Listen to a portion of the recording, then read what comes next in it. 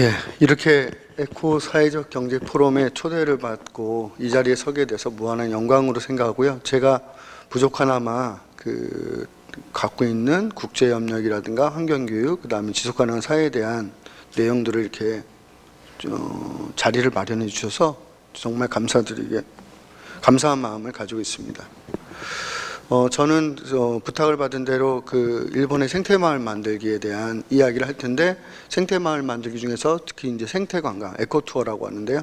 그런 내용을 통한 민간산학 협력을 통해서 마을 만들기를 어떻게 했는지에 대한 이야기를 중심으로 할 거고, 제가 최근에 출간한 일본 환경교문록이라는 책은 22개 도시에 최근 제가 9년 동안 일본의 도시를 방문해서 주민들의 참여, 그 다음에 행정과 협력을 통해서 지속가능한 도시를 만든 사례를 소개한 책입니다. 그 중에 효고현이라고 오사카에 있는 효고현이라고 오사카에서 한 3시간 정도 우리랑 동해를 바라보고 있는 도시인데, 거기서 실천하고 있는 사례를 후반부에 제가 담았습니다.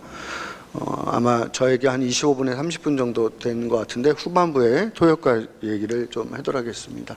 저는 이제 성공적인 생태관광의 전략과 그다음에 일본 생태관광의 사례를 두어 가지 사례를 더 준비를 했고요. 그다음에 토요카 마을의 사례를 세 번째로 준비했습니다. 일단은 생태관광에 대해서 여기 아시는 분들도 있고 또 처음 접하시는 분들도 있을 것 같아서 생태관광이 무엇인지에 대해서 제가 관심 있게 받았던 일본 생태관광협회에서 생태관광에 관련된 연구 자료들을 보고 조금 발제를 해봤습니다. 일본 생태관광협회, 그 다음에 환경부에서 일본의 환경성에서 얘기하는 생태관광의 내용들을 보니까 저희 나라랑 거의 비슷하긴 한데요.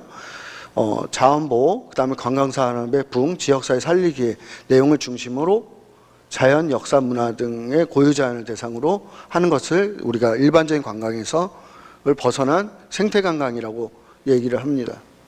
그래서 아까 그 내용을 우리가 그림으로 나타난다 그러면 자원의 보호도 하고, 그 다음에 지역사회 살리기도 하면서 실제적인 경제적인 효과도 갖는 것을 우리가 생태관광이라고 하는데요. 생태관광의 7대 원칙은 여기 그림에 나온 내용을 참고하시면 되겠습니다. 생태관광의 효과는 여기서 보시면 내가 바뀐다, 지역이 바뀌고 모두가 바뀐다, 이런 캐치프레이즈를 가지고 일을 하고 있습니다.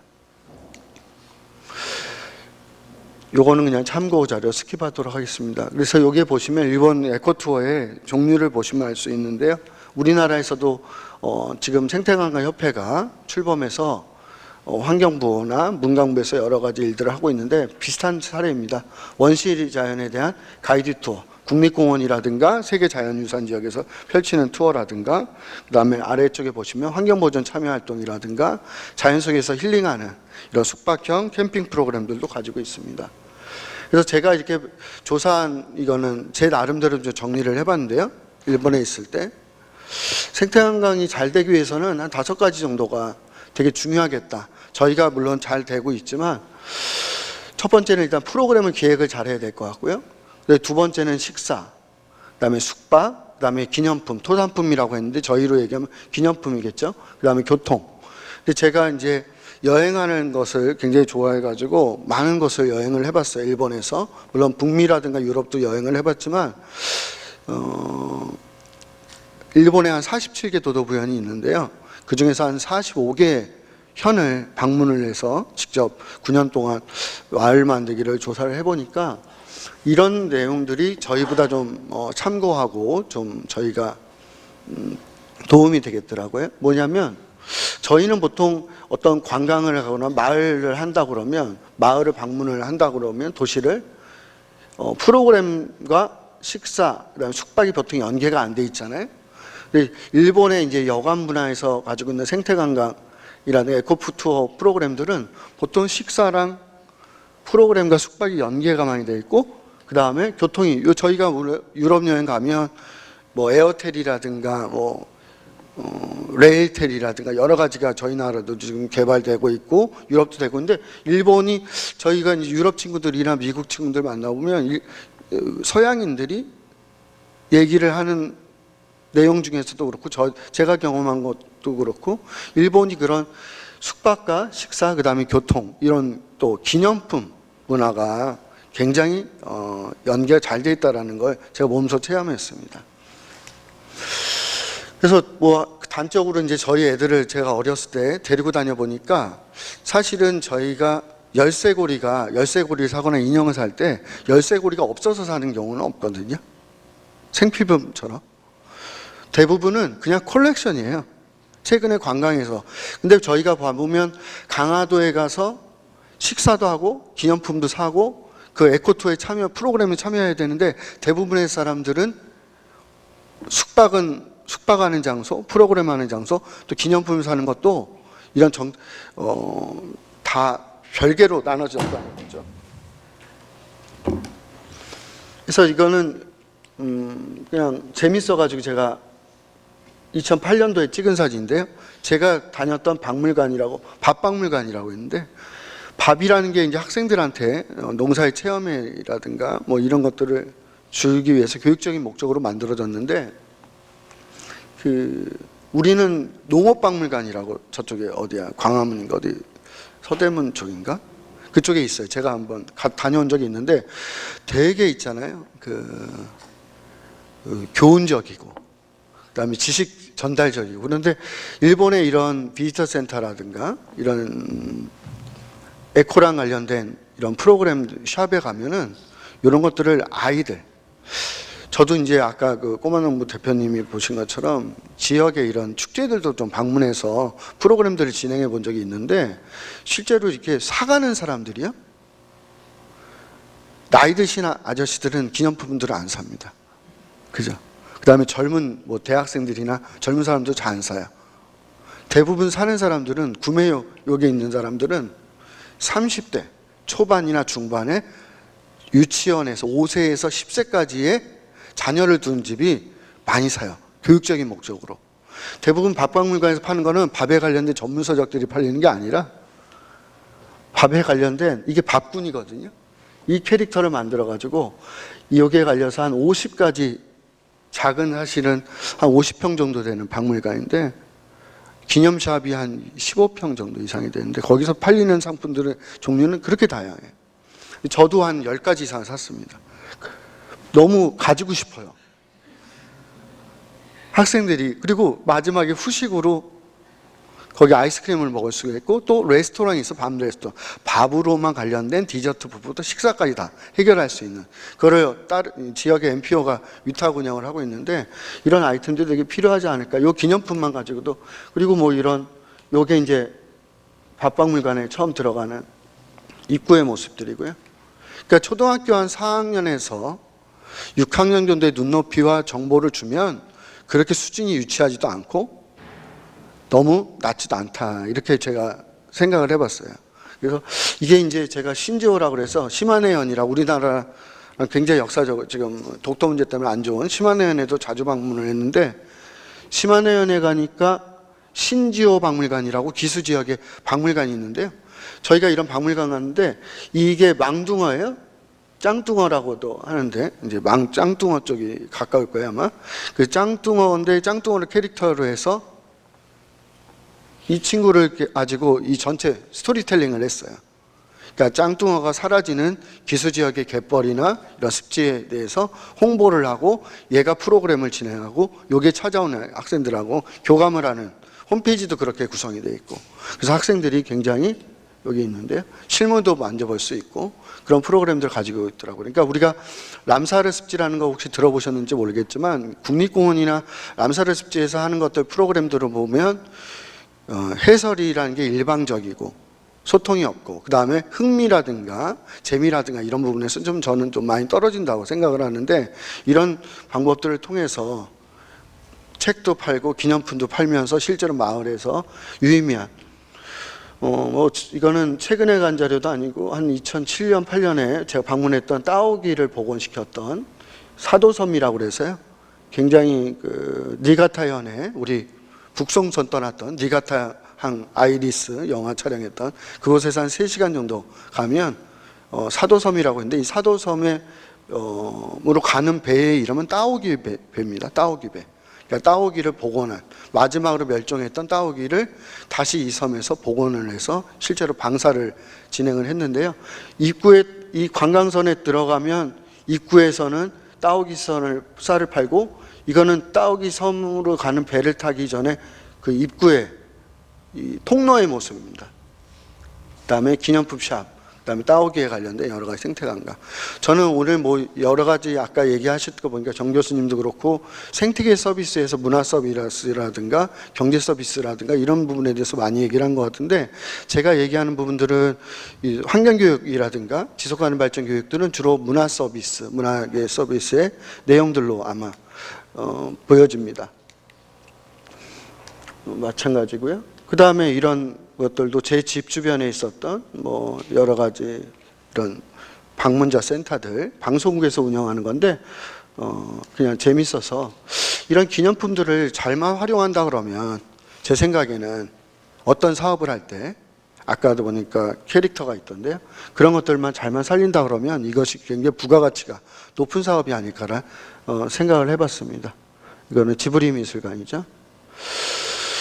그래서 일본 에코투어에서 토요오카 마을 소개하기 전에 한 3-4가지 정도를 아까 잠깐 보여드린다고 그랬는데요. 홋카이도에 있는 지금 쿠시로 국립공원, 홋카이도 같은 경우는 남한 면적이 한 70% 정도, 일본의 가장 북부에 있는 큰 섬이거든요. 일본 열도는 한 3,000개의 섬이 있지만 실제로는 큰 섬은 4가지로 구성이 되어 있고, 가장 북쪽에 있는 걸 우리가 위도 한 43도에 있는 섬을 우리가 홋카이도라고 하는데요. 이 홋카이도는 7개의 국립공원과 그다음에 13개의 람사르 습지를 가지고 있습니다.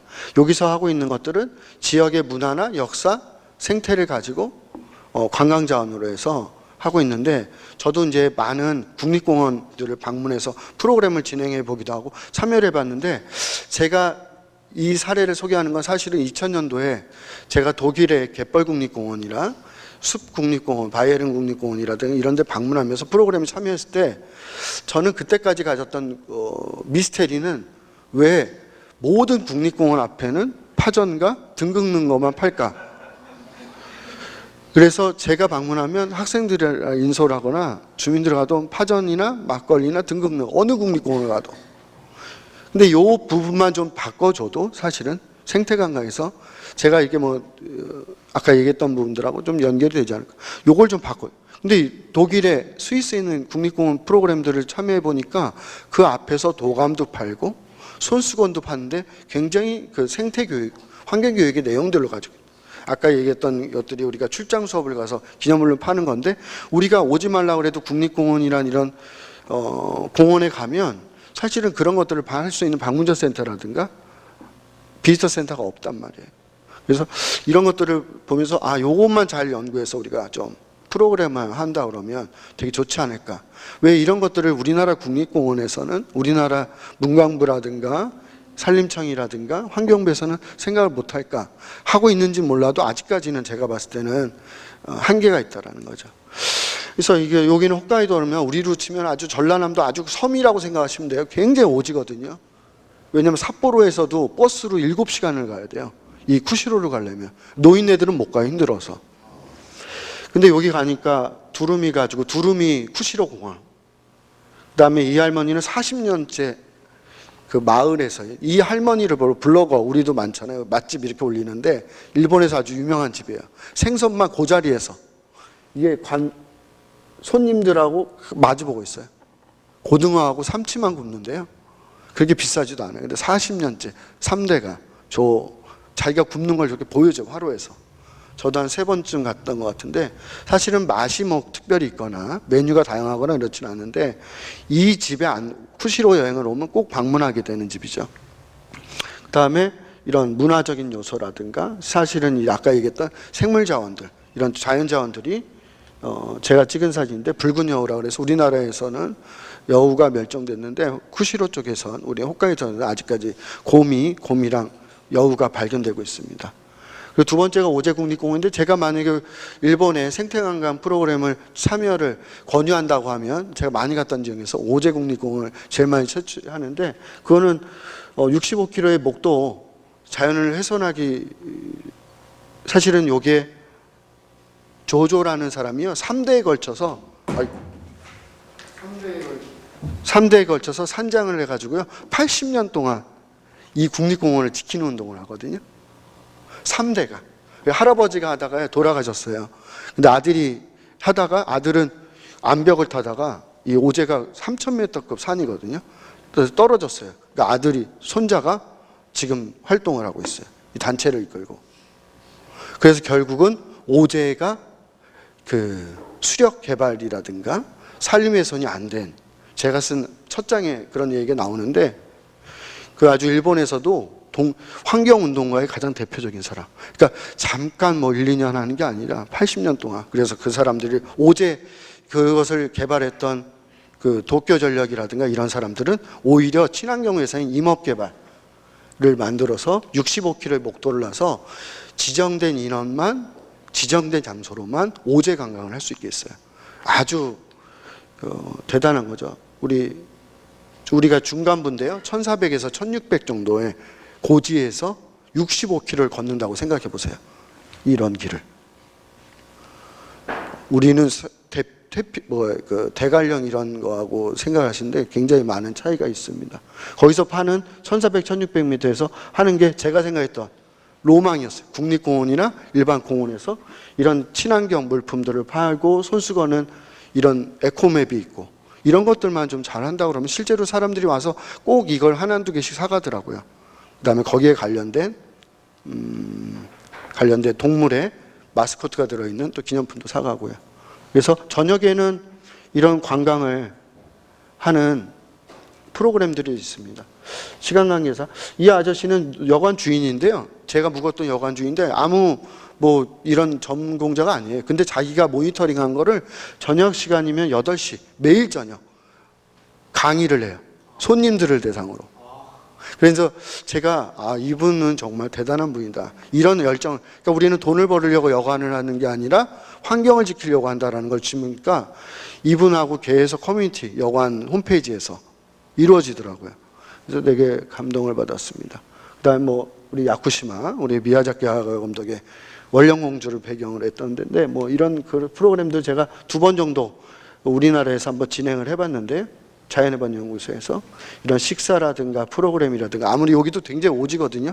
가고시마에서 배 타고 해석선 타고 1시간 넘게 가야 되는데 굉장히 프로그램들이 잘 돼 있고 이 식사가요 식당에서 이 숙박 제가 아까 여관은 안 나오네요.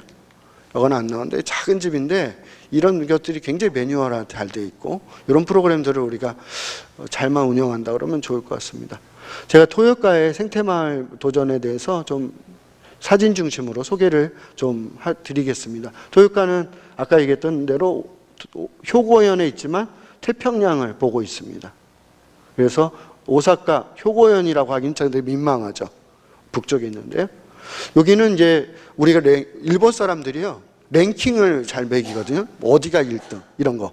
온천 랭킹이 있어요. 온천을 다녀온 사람이 매달 투표를 해요. 그래서 여기서 3위권 안에 들면 한 3,000개의 온천 마을이 있으니까 대단한 거예요. 근데 여기 3위 안에 계속 들었던 온천이 있는 게 바로 키노사키 온천인데 바로 토요카시에서 가장 자랑하는 문화적인 자원입니다. 1971년도에 우리가 충북 음성에서요 사냥꾼에 의해서 마지막 남아있는 황새가 뻥 해가지고 순놈 남편 황새는 죽고 마지막 그 암놈 황새는 창경원으로 옮겨져 가지고 13년 동안 혼자서 무정란을 낳다가 죽었어요. 똑같은 해 일본에서도 1972년도에 황새라는 새가 우리나라에서나 일본의 터스였는데 멸종을 했습니다. 그 새가 멸종된 곳이 충북 음성이고 일본에서는 토요카시예요. 근데 일본은 멸종될 것을 예상을 하고 1960년대에 황새공원을 만들어서 시민 참여형 복원 프로젝트를 시행하는데 그것이 제가 오늘 소개하려는 주요 내용인데요. 71년에 죽었던 마지막 황새의 모습입니다. 이것은 복원을 해야 되겠다고 60년도에 결심을 하게 된 것은 바로 이 사진 한 장이었습니다. 사실은 제가 2006년도에 한 세미나에 가서 이 사진에 들어가 있는 강의를 듣고 제가 찾던 도시 모델이다라는 생각을 해서 2007년부터 지금까지 8년 동안 방문을 이 도시를 했는데요. 이 사진은 뭐냐면 1960년도에 이지시 강이라는 토요가에 흐르던 강에서 사진작가가 찍었던 사진인데요. 이걸 어떻게 기록 자료에서 찾게 됐어요. 바로 불과 50년 전만 하더라도 황새와 농부와 황소가 같은 하천에서 걸어 다니면서 대화를 하고 휴식을 취했다라는 거죠. 불과 50년 전만. 이 원풍경이라고 하는데 일본어에서는 이것이 무슨 원시 풍경이 아니라 우리 예전에 바로 동네 우리 하천과 논에서 봤던 모습인데 50년 만에 이렇게 파괴가 된 것이죠. 근데 우리가 2005년도에 황새 방사에 성공해서 토요가 하늘을 중심으로 해서 80마리의 황새가, 이건 2007년도의 사진인데 고베 신문의 자료를 얻었습니다. 이렇게 똑같은 강에서 날아다니고 생활을 하고 있어요. 황새는요, 멸종된 거 다 아시겠지만 이렇게 20m급의 소나무에서만 둥지를 틀고 있고 산림 숲에서 사는 것이 아니라 산지의 경계, 민가와 가장 가까운 곳에 둥지를 틀고 살습니다. 사람과 같이. 그래서 근데 50년대, 60년대 일본과 한국에서 멸종된 거는 서식지 파괴라든가 농약, 바로 황새가 살 수 있는 소나무가 없는데 전봇대에다 둥지를 틀었는데 그 아래가 바로 논이었어요. 왜? 먹이 활동을 하는 곳이니까. 근데 이렇게 농약을 뿌리니까 결국은 일본이나 한국이나 다 멸종을 한 거죠. 근데 그때 사람들이 약속했던 게 이런 거였어요. 시민들이 황새와의 약속, 그다음에 야생동물 보호에 대한 지구에 대한 공헌, 그다음에 내가 황새가 사는 것도 사람이 살 수 있는 환경이나 똑같다. 그래서 환경에 대한 창조. 그래서 60년대에 부지를 만들었던 황새 공원이에요. 여기는 황새 훈련장, 황새가 야생으로 가기 전에 똑같은 이런 배우지를 만들어 놓고 이렇게 준비를 하고 훈련을 시키고 합니다. 근데 서식지가 있어야 되잖아요. 방사를 하면. 시내 초등학생들이 환경교육 프로그램을 해서 이런 우리가 얘기한 비오톱이라고 하는데요. 이런 둔벙 같은 것들이나 논을 만들어서 확보를 하고 겨울에는 생산성을 높이기, 생물다에서 높이기 위해서 겨울 문헌을 한다든가, 그 다음에 논과 하천이 연결된 어도를 다시 연결시켜 준다든가, 이렇게 해서 황새 농법이라고 해서 저농약, 무농약 농법을 234헥타르에 확보를 40년 동안 했습니다. 그러다 보니까 지금 여기 보시면 오늘 서울시에서 똑같은 시간에 제비 워크숍이 열리거든요. 우리 서울시 제비조사 지금 작년부터 하시잖아요. 저 거기서도 지금 발표를 해야 되는데 여기 왔습니다. 하여튼간 이게 제비가 사라졌잖아요. 근데 황새와 제비가 이렇게 날아다니는 풍경, 이게 흔하게 볼 수가 있습니다. 사실은 이게 뭐 아프리카라든가 대자연이 있는 곳이 아니라 우리와 똑같이 도시화가 되고 있는 일본에서 벌어지고 있다는 게 저희가 좀 한번 참고해 볼 만하지 않을까. 그래서 1989년도 사실은 방사하기 전 15년 전에 인공 부화에 성공을 합니다. 황새가 일본에서는. 그래서 2005년도에 봄에 황새가 방사되는데요. 황새가 좀 시간이 좀 지났더라도 그 방사된 사진 그림을 제가 동영상으로 잠깐 보여드리겠습니다. 한번 잠깐 보여드리겠습니다. 이게 우리가 44년 만에 야생으로 방사를 했고요. 우리나라에서도 방사 성공했습니다. 수만 명의 사람들이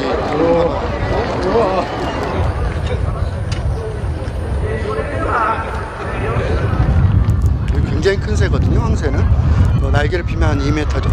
근데 황새가 살았다는 건 마을이 사는 거고, 그걸 통해서 제가 이따 보여드리겠지만 경제적인 효과를 가져왔습니다. 제가 보여드릴게요.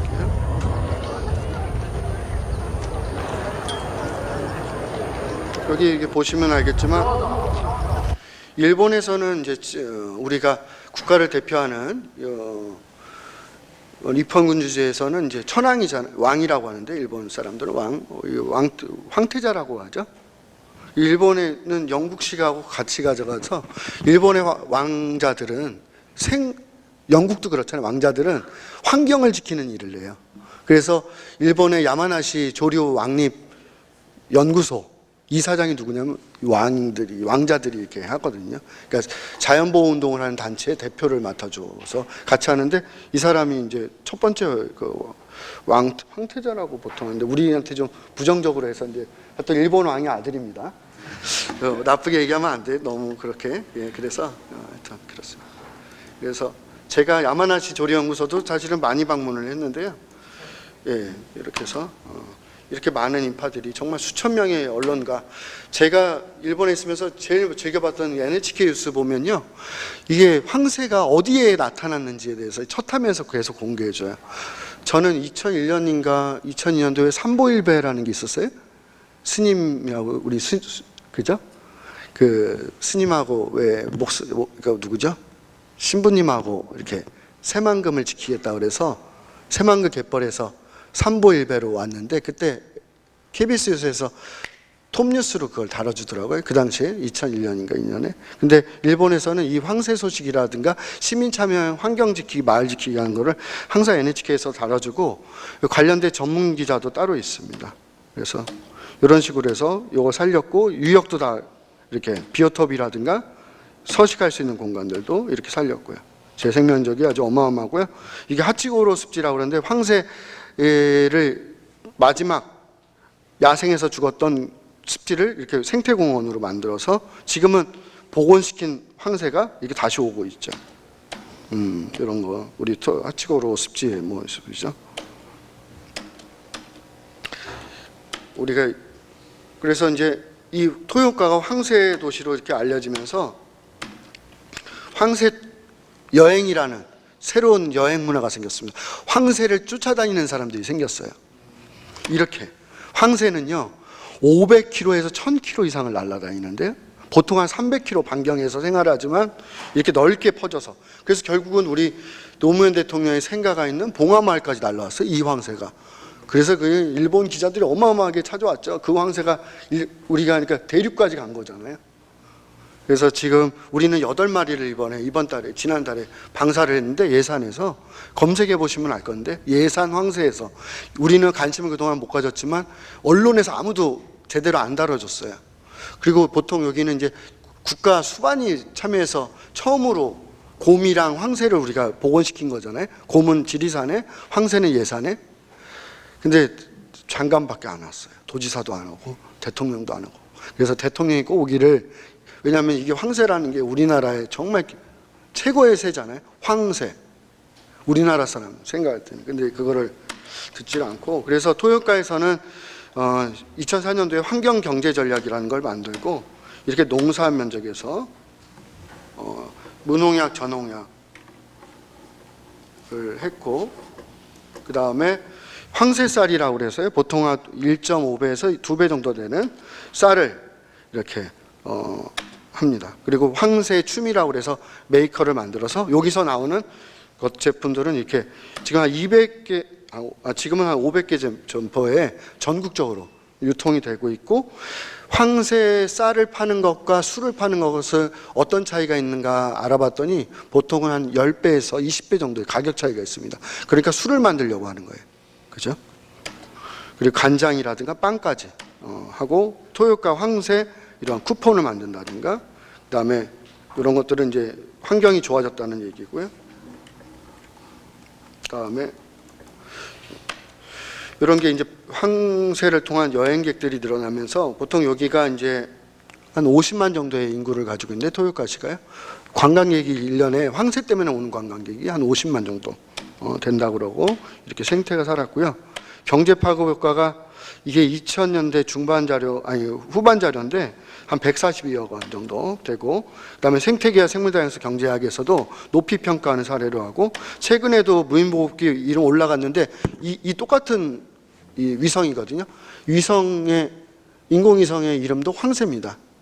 이번 달에도 올라갔죠. 9월 달에도 일본에서. 그리고 이 토요오카를 가는 기차의 이름은 우리로 치면 KTX인데요. 그거는 황새 특급 열차. 모든 걸 다 황새로 해가지고 이렇게 학생들, 여기서는 이제 연구자들이나 행정이 하는 게 아니라 아이들부터 항상 관심을 갖는 걸 중요시 여깁니다. 일본에서 이런 프로그램들 진행을 하는 거 보면 그래서 캠페인 하는 거예요. 황새가 들어가 있는 제품을 팔아주세요 하고 미니스톱에서 데모를 하는 거예요. 데모라기보다도 캠페인을 하는 거죠. 그리고 꼭 이런 것을 물건을 보통 일본은 이런 편의점이 슈퍼 수준이기 때문에 물건이 다양하거든요.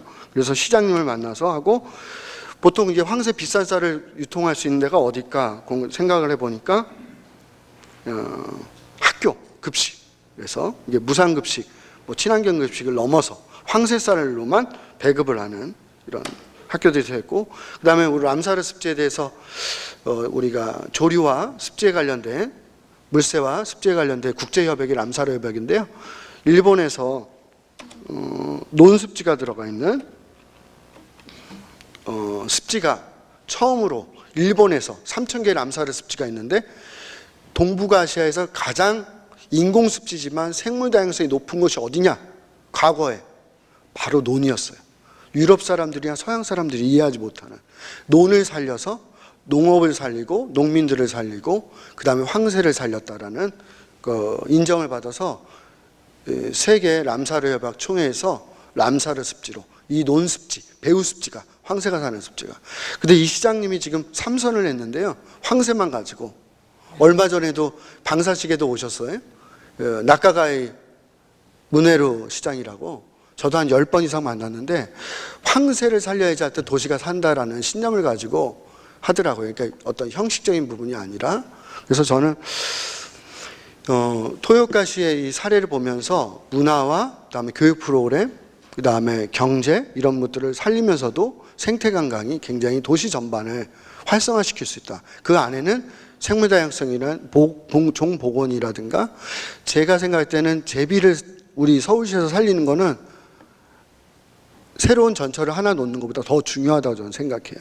근데 그런 것들을 간과하고 있고 논습지가 계속 사라지는 걸 보면서 황새는 못 살리더라도 우리 주변에 있는 아주 흔했던 이런 새들이나 자연들이나 숲들이 복원되면서 그것이 지구를 살리고 또 지역 주민을 살리는 쪽으로 가야 되지 않을까 싶어서 토요카시 사례를 중심으로 준비를 했습니다.